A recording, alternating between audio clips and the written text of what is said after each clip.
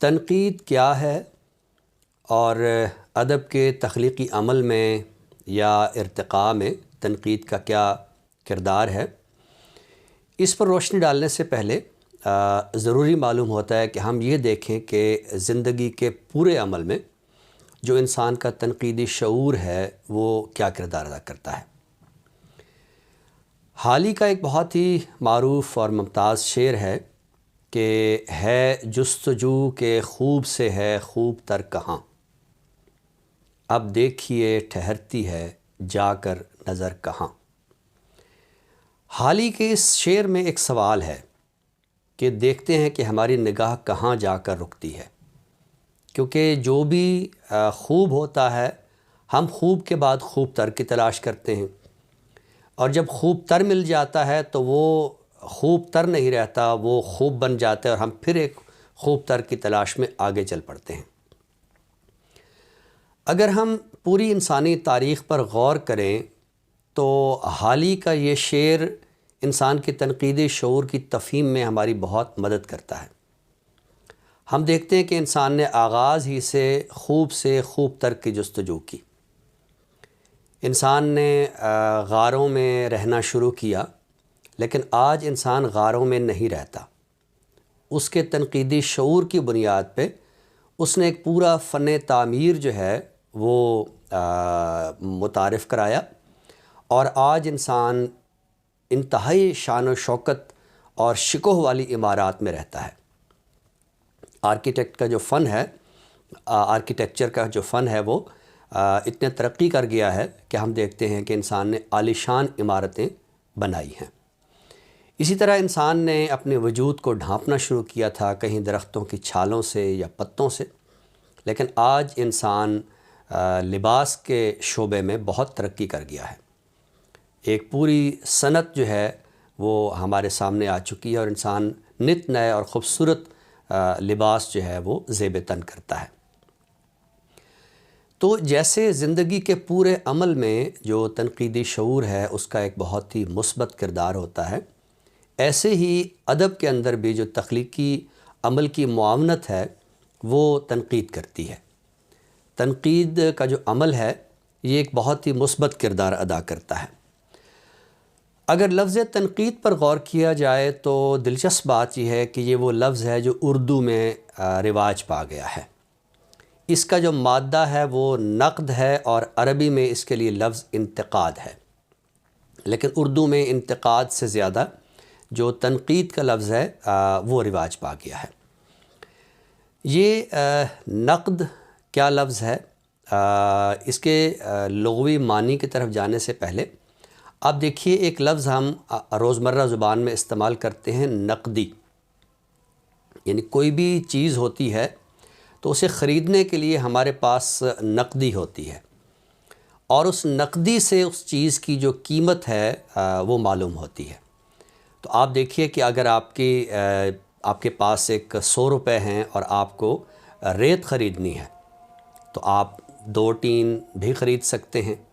اس سے زیادہ بھی خرید سکتے ہیں، اور اس کا وزن جو ہے وہ 20-25 کلو اس سے بھی زیادہ ہو سکتا ہے۔ لیکن اگر آپ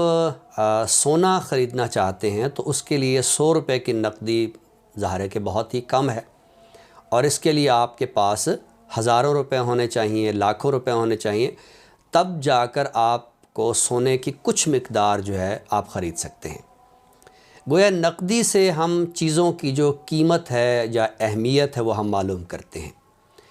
تو لغوی طور پر بھی جو لفظ نقد ہے اس کا معنی ہوتا ہے جانچنا، پرکھنا۔ تنقید کے لیے انگریزی میں جو متبادل لفظ ہے وہ ہے کرٹیسزم۔ لفظ کرٹیسزم کا اگر ماخذ دیکھا جائے تو یہ ایک یونانی لفظ کرینین سے ماخوذ ہے، اور اس کا مطلب ہوتا ہے ٹو پک، یعنی اٹھانا۔ آپ دیکھیے کہ ہم جب کوئی چیز خرید رہے ہوتے ہیں، کوئی چیز لے رہے ہوتے ہیں، تو ہم اسے اٹھا کے دیکھ رہے ہوتے ہیں، اور اس سے ہمیں پتہ چلتا ہے کہ کون سی چیز جو ہے وہ بہتر ہے، کون سی چیز ہم خریدیں گے تو وہ ہمارے لیے بہتر ہوگی، اور ہمارا جو تنقیدی شعور ہے اس کی بنیاد پہ ہم چیزوں کو ہاتھ لگاتے ہیں، ہم اٹھاتے ہیں۔ تو ایک اردو میں ایک بڑا دلچسپ لفظ ہوتا ہے آنکنا. یہ جانچنے اور پرکھنے سے بھی آگے کا لفظ ہے. کوئی چیز جب ہم ہاتھ پہ رکھ کے ایسے سے کرتے ہیں تو یہ آنکنا ہوتا ہے. تو کس چیز کو اٹھا کر ہم چیزوں کو دیکھتے ہیں اور اس سے ہمیں پتہ چلتا ہے کہ کون سی چیز جو ہے وہ بہتر ہے. تو کرٹیسزم ہو یا تنقید ہو، یہ دراصل کسی بھی ادبی فن پارے کو، کسی بھی شعری تخلیق کو، کسی بھی افسانوی تخلیق کو، کوئی بھی ایسی تخلیق جو کاغذ پر اب معرض وجود میں آ گئی ہے، کوئی متن ہے، تو اس کو ہم پرکھتے ہیں کہ یہ کس معیار کا ہے، اس کے اندر کیا اوصاف ہیں، اس کے اندر کیا خامیاں رہ گئی ہیں، اور اس سے بھی آگے بڑھ کر اس کے اندر کیا خاصیتیں ہیں اور اس میں کیا مزید امکانات ہیں، یہ کن امکانات کی جانب جہت نمائی کر رہی ہے. تو یہ سارا جو عمل ہوتا ہے دیکھنے کا، یہ تنقید کہلاتا ہے. جیسے ہم نے کرٹیسزم کے لفظ کے اوریجن کی طرف ہم گئے، تو لفظ کرٹک جو ہے اس کا معنی بھی ایک ایسا باصلاحیت شخص ہوتا ہے کہ جس میں ججمنٹ یا تجزیہ کرنے کی جو ایک استعداد ہے وہ موجود ہوتی ہے. یعنی نقاد وہ شخص ہوتا ہے جس کے اندر یہ صلاحیت ہوتی ہے کہ وہ یہ بتا سکتا ہے کہ کون سی چیز اعلیٰ معیار کی ہے، کون سی تخلیق قدر پست معیار کی ہے. اچھا، جب ہم یہ کہتے ہیں کہ کوئی نقاد، تو اس سے پہلا تاثر تو یہ ملتا ہے کہ کوئی ایسا شخص جو تخلیق کو دیکھ رہا ہے. لیکن اگر ہم خود تخلیقی عمل کو دیکھیں، یعنی شاعری کو دیکھیں، افسانے کو دیکھیں، ناول کو دیکھیں، تو اس کا جو تخلیق کار ہوتا ہے، اس کا جو لکھنے والا ہوتا ہے، تو سب سے پہلے تو وہ خود اس کا نقاد ہوتا ہے. یعنی آپ دیکھیے کہ ایسا کیوں ہوتا ہے کہ کوئی شاعر بہت بڑا شاعر ہو جاتا ہے اور اسی زمانے کا کوئی اور شاعر جو ہے وہ اس مقام تک نہیں پہنچتا. یعنی ہم میر کے زمانے میں میر کو جانتے ہیں، سودا کو جانتے ہیں، چلیے درد کو جانتے ہیں، یا ہم قائم چاند پوری کو جانتے ہیں، کتنے ایسے شعراء کو جانتے ہیں. ہم اگر گنیں تو شاید یہ جو ہماری انگلیاں ہیں یا اس کے پورے ہیں، یہ ذرا کیا کہتے ہیں زیادہ ہو جائیں گی اور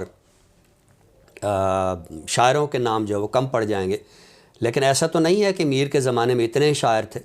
تو کیوں وہ اس مقام جو اس درجے تک نہیں پہنچ سکے. یا اسی طرح غالب کے زمانے میں کتنے شعراء ایسے تھے، اقبال کے زمانے میں، ہمارے اپنے عہد میں کتنے شعراء ایسے ہیں. تو کیوں ایسا ہوتا ہے کہ کوئی شاعر جو ہے وہ ایک بہت اعلیٰ معیار کا شاعر بن جاتا ہے اور اس کا ہی ہم اثر جو ہے وہ اس مقام تک نہیں پہنچ سکتا.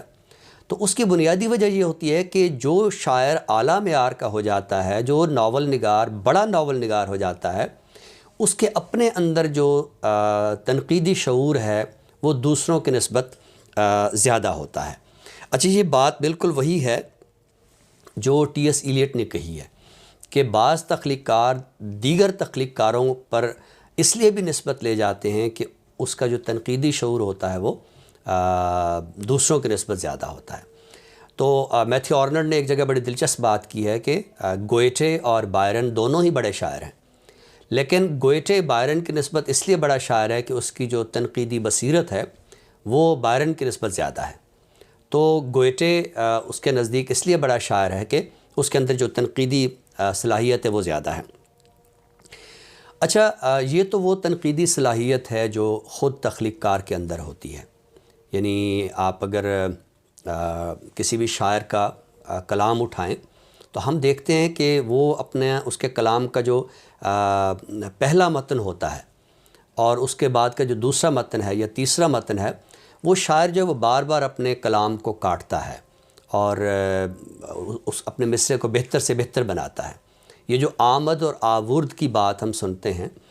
تو آمد تو ایک خیال کی ہو جاتی ہے، ایک بات کی آمد جو ہے وہ ایک شاعر کے ذہن میں ہو جاتی ہے. تو آورد کیا ہے؟ آورد یہ ہے کہ وہ اپنے مصرے کو، اپنے شعر کو بار بار دیکھتا ہے اور دیکھتا ہے کہ اس کے اندر مزید اس کے اسلوب کو یا اس کی فکر کے اظہار کو بہتر بنانے کے لیے میرے پاس کیا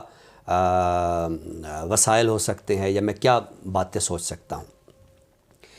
حال ہی نے اس عمل کو ایک یونانی شاعر کے حوالے سے ایک وضاحت کی ہے اور یہ کہا ہے کہ جیسے ایک حیوان اپنے بچے کو جنتا ہے تو جننے کے بعد وہ ظاہر ہے کہ اس کی اولاد ہے، اسے اس نے پیدا کیا ہے، لیکن جب اسے دیکھتا ہے تو اس کی جو سکن ہوتی ہے، اس کی جو جلد ہوتی ہے،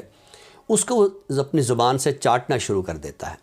اور اس وقت تک چاٹتا رہتا ہے کہ جب تک کہ اس کی جلد جو ہے وہ چمک نہیں جاتی۔ تو جیسے ایک حیوان جو ہے وہ یہ سمجھتا ہے کہ میں نے جو بچہ جنا ہے اس کی جلد جو ہے وہ مجھے خوبصورت نہیں لگ رہی، تو وہ اس کی جلد کو زبان سے چاٹتا ہے، اور چاٹتا جاٹتا ہے، اور جب تک کہ وہ چمکدار نہیں ہو جاتی اس وقت تک وہ اس کو چاٹتا رہتا ہے۔ تو گویا کہ تنقیدی شعور جو ہے یہ بھی تخلیق کار کے اندر ایسے ہی ہوتا ہے کہ وہ ایک غزل لکھ لیتا ہے، وہ ایک نظم لکھ لیتا ہے، وہ ایک افسانہ لکھ لیتا ہے، وہ ایک ناول، کوئی بھی صنف ہے اس میں وہ اپنا تخلیقی اظہار مکمل کر لیتا ہے، لیکن جب وہ متن کاغذ پہ آ جاتا ہے تو اس کو وہ دیکھتا ہے کہ اس کے اندر جو جملے ہیں یا مصرے ہیں، تراکیب ہیں، امیجز ہیں، یہ مزید کیسے خوبصورت ہو سکتے ہیں۔ تو ایک تو تنقیدی شعور وہ ہے جو خود تخلیق کار کا ہوتا ہے، ایک تنقیدی شعور وہ ہے جو خود تخلیق کار کا تو نہیں ہے لیکن اس کے پڑھنے والے کا ہے۔ اب ظاہر ہے کہ پڑھنے والے تو بہت سارے ہوتے ہیں، کوئی بھی فن پارہ جب مارز وجود میں آتا ہے تو مارز وجود میں آنے کے بعد سب سے پہلے اسے خود خالق پڑھتا ہے، اور بعد ازاں جب وہ اسے اپنے قارئین کی نظر کر دیتا ہے کسی بھی صورت میں، تو وہ اس کے جو سننے والے ہیں یا پڑھنے والے ہیں وہ اس کو دیکھتے ہیں کہ اس کے اندر کیا مزید امکانات ہو سکتے ہیں۔ اب ظاہر ہے کہ اس میں پھر بات وہی آ جاتی ہے، معیار کی آ جاتی ہے۔ تو اب یہاں سے جو تنقید کا سفر ہے یہ ایک اگلا سفر ہے، یعنی تخلیق کار نے اپنی تخلیق جو ہے وہ اس کو پبلک پراپرٹی بنا دیا ہے، اسے اپنے قارئین کی نظر کر دیا ہے۔ اب قارئین نے اسے آگے لے کر چلنا ہے اور یہ دیکھنا ہے کہ اس کے اندر کیا مزید امکانات ہیں۔ تو چونکہ تنقید جو ہے وہ تخلیق کے بعد کا عمل ہوتا ہے، تو یہاں سے ایک ہم سمجھتے ہیں کہ تنقید کی کچھ اخلاقیات کا آغاز بھی ہوتا ہے۔ اسکاٹ جیمز نے میکنگ آف لٹریچر میں ایک بڑی دلچسپ بات لکھی ہے کہ نقاد میں اتنا حوصلہ ہونا چاہیے کہ وہ الٹے پاؤں چل سکے۔ الٹے پاؤں سے مراد یہ ہے کہ ظاہر ہے اس کا جو نقطہ آغاز ہے وہ ہے جہاں تخلیق جو ہے وہ مکمل ہو چکی ہے۔ اب تخلیق جو مکمل ہوئی ہے تو تخلیق کی تکمیل میں ایک فنکار کے باطن پر کیا کیا بیتی، اس کا تخلیقی تجربہ کیا تھا، اس نے جب لکھنے کا آغاز کیا تھا اور آغاز سے لے کر تو انجام تک اس نے یہ سفر کیسے طے کیا۔ تو ایک نقاد میں یہ حوصلہ ہونا چاہیے کہ وہ الٹے پاؤں چل سکے، یعنی تخلیق کے نقطہ آغاز سے لے کر تو نقطہ انجام تک کے پورے سفر کو جو ہے وہ دیکھ سکے۔ اب یہاں ایک سوال پیدا ہوتا ہے کہ ایک نقاد جو ہے وہ تخلیقی عمل کو کیسے سمجھے گا؟ حالانکہ وہ خود تخلیق کار نہیں ہے، تو کیا وہ تخلیق کار ہونا چاہیے؟ اب اس سلسلے میں بھی دو تین الگ الگ بحثیں ہیں کہ تنقید کا استحقاق صرف ان لوگوں کو ہوتا ہے جو تخلیق کار ہوتے ہیں۔ یہ ایک بہت آئیڈیل صورتحال ہوتی ہے کہ نقاد بھی خود تخلیق کار ہو، لیکن ہم جب تنقید کے پورے سفر کو دیکھتے ہیں تو ہمیں بہت سارے ایسے نام ملتے ہیں جو خود تخلیق کار تو نہیں تھے، لیکن انہوں نے تخلیقی عمل کو سمجھنے میں بڑی سعی کی اور تخلیق کو ایک باشعور کاری کی صورت میں اس کا مطالعہ کیا، اسے دیکھا، اس کے اوصاف کو دیکھا، اس کے امکانات کو دیکھا۔ تو تاریخ میں ہمیں بہت ساری ایسی باتیں تنقید کے سفر میں نظر آتی ہیں کہ ضرور نہیں ہے کہ نقاد جو وہ خود تخلیق کار بھی ہوں۔ ایک نقاد کے اندر تنقیدی صلاحیت ہوتی کیا ہے؟ تو جیسے میں نے آغاز میں حالی کا شعر پڑھا زندگی میں تنقیدی شعور کے ادراک کے لیے، تو ایسے منیر نیازی کا ایک بہت اچھا شعر ہے کہ میں سن رہا ہوں اسے جو سنائی دیتا نہیں، میں دیکھتا ہوں اسے جو دکھائی دیتا نہیں۔ اب دیکھیں کوئی بھی متن ہوتا ہے تو اس کے سارے اوصاف ایک دم سامنے نہیں ہوتے ہیں، یعنی ہر قاری کے اندر یہ صلاحیت نہیں ہوتی کہ وہ کسی متن کے تمام تر اوصاف جو ہے ان کا تعین کر سکے، یا ادیب کے تخلیقی عمل میں یا اس تخلیقی متن میں کیا کیا خامیاں رہ گئی ہیں اس پر ہر جو قاری ہے وہ بات نہیں کر سکتا، صرف وہی قاری ہی بات کر سکتا ہے کہ جو تنقیدی شعور سے متصف ہوتا ہے۔ تو جیسے میں نے عرض کیا کہ تنقید کے کچھ اخلاقیات ہوتی ہیں، تنقید ہر شخص جو ہے اس کا یہ کام نہیں ہے کہ وہ تنقید کرے، لیکن جیسے ہر کام میں انسان مشق سے آگے بڑھتا ہے، تو اگر کوئی شخص اپنے آپ کو ادب کا ایک باذوق قاری بنائے اور وہ مسلسل ایک مطالعہ جاری رکھے، تو اس مشق سے اس کے اندر یہ ذوق پیدا ہو سکتا ہے کہ وہ کسی بھی ادبی متن کے اوصاف کا تعین جو ہے وہ کر سکے۔ لیکن اس کے لیے ضروری یہی ہے کہ تنقید وہی شخص کرے کہ جو ادب کا باذوق قاری ہو اور وہ اپنے ذوق کو مسلسل آگے بڑھائے۔ تو تنقید جو ہے یہ اگرچہ تخلیق کے بعد کی چیز ہے اور تخلیق اس کی محتاج بھی نہیں ہوتی ہے، لیکن جیسے کہ ایک خود فنکار جو ہے وہ اپنے فن پارے کو اسی وقت بہتر بنا سکتا ہے کہ جب اس کے اندر تنقیدی شعور ہو، تو ہم یہ کہہ سکتے ہیں کہ تخلیق جو ہے اس کی جو شاندار عمارت ہوتی ہے، اس کی جو بنیادیں ہوتی ہیں، وہ تنقید فراہم کرتی ہے۔ تنقید تخلیق کے لیے ایک سازگار ماحول فراہم کرتی ہے، تنقید تخلیق کے لیے ایک شمع راہ بنتی ہے۔ اور آرنلڈ کا مجھے ایک اور جملہ یاد آ رہا ہے کہ دنیا میں جو بہتر باتیں سوچی اور معلوم کی گئی ہیں، ان کی جستجو کا نام تنقید ہے۔ میں یہ جملہ پھر دہرا رہا ہوں کہ دنیا میں جو بہتر باتیں سوچی اور معلوم کی گئی ہیں، ان کی جستجو کا نام تنقید ہے۔ یہ جملہ میں نے اس لیے دہرایا ہے کہ جہاں سے ہم نے بات کا آغاز کیا تھا، آرنلڈ کی بات میں کم و بیش وہی بات ہے کہ ہے جستجو کہ خوب سے ہے خوب تر کہاں، اب دیکھیے ٹھہرتی ہے جا کر نظر کہاں۔ ادبی تنقید اسی سوال کا نام ہے کہ خوب سے خوب تر کہاں ہے۔